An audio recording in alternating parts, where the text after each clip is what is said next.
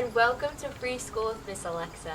I'm Alexa. I'm sitting in my garden and I'm going to be reading you a story today. The story is called Henry Works by D.B. Johnson. As I read you this story, I want you to think about, how are you similar to Henry?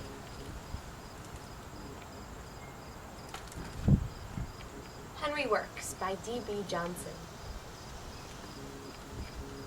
It's a misty, mizzling morning. Henry steps out the door and sniffs the air. It's a perfect day to walk to work. Henry stops beside the pond to dig comfrey root. Channing walks by. "Henry," he says, "you're not doing anything today. Come fishing with me." Not today, says Henry. I'm walking to work. Henry puts the comfrey root in his hat and walks down the path. From the top of a hill, Henry sees clouds far away. It's been a dry summer, but he knows it will rain today. I wonder how Henry knows that it's going to rain today. Do you think it's because he's observing the clouds that he can tell? When I look at the illustrations, I notice that the clouds look really dark and far away.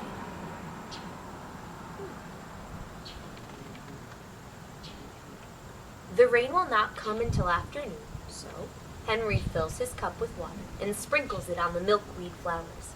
Hosmer meets him on the path. "Are you being a rain cloud today, Henry?" he asks. I'm walking to work, Henry says. At the brook, Henry cuts a pole from a pine branch. With it, he pushes 3 crossing stones into place. He puts the pine needles in his hat with the comfrey root. Henry tramps a trail across Hosmer's field and finds a fox's den. Mrs. Hosmer is sitting at her front window. Henry calls to her.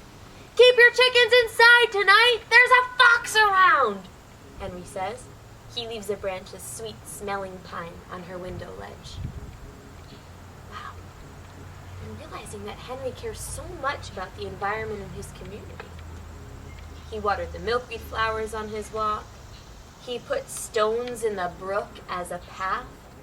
He let Mrs. Hosmer know that there was a fox around so her chickens wouldn't be eaten.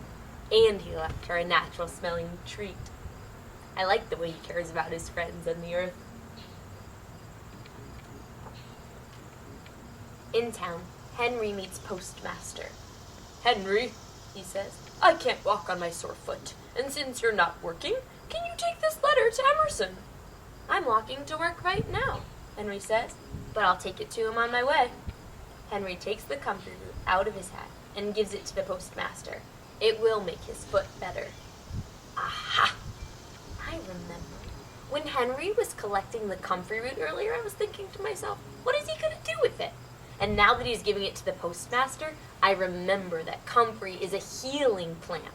It can be used for soreness, bruises, even bug bites. I know, the postmaster should be feeling well really soon, and he didn't even have to go to the doctor.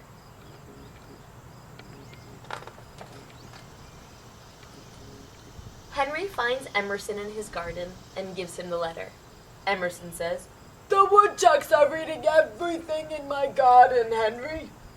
I can take care of the woodchucks, says Henry. I'll bring them out to the country on my way to work. Henry plays his flute, doo-doo-doo, and the woodchucks run to him. He tucks one in each pocket and walks off through the woods.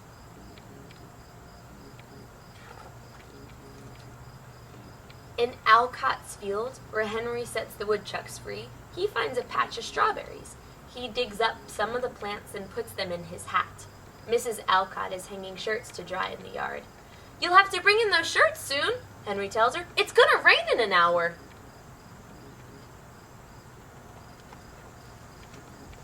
Henry walks along the road to Hawthorne's house. Inside the fence, the garden is growing wild with grapes and raspberries. Henry takes the strawberry plants out of his hat and finds the perfect place for them in Mrs. Hawthorne's garden. Oh, cool. So when Henry dug up the plants here, he knew that he could plant them again and they would grow even more strawberries. I want to go to Miss Hawthorne's house. There's so many yummy fruits to eat. It starts to rain. Henry walks in the millbrook, measuring the shallow water as he goes. Soon he meets old Flint sitting on the bank. "Are you taking a bath, Henry?" asks Flint. "No," says Henry. "I'm just walking to work." Henry climbs out of the brook and into the middle of a big huckleberry bush. He crawls under it to cut away the tangles and picks berries until his pockets are full. Henry marks a path from the road to the huckleberry bush.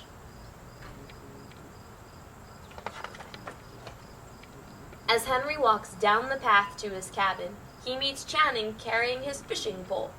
He shows Henry the fish he's caught. "Did you go to work, Henry?" he asks. "I'm just getting to work now," says Henry. "What is your work?" Channing asks. "It's writing," says Henry. "I'm writing a book."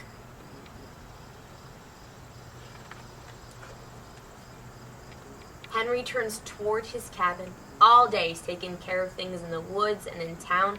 Now he's back where he started. Inside he lights a fire. He hangs up his hat and coat. Then Henry sits at his desk to begin his work. Today, he writes, "I took a walk in the woods."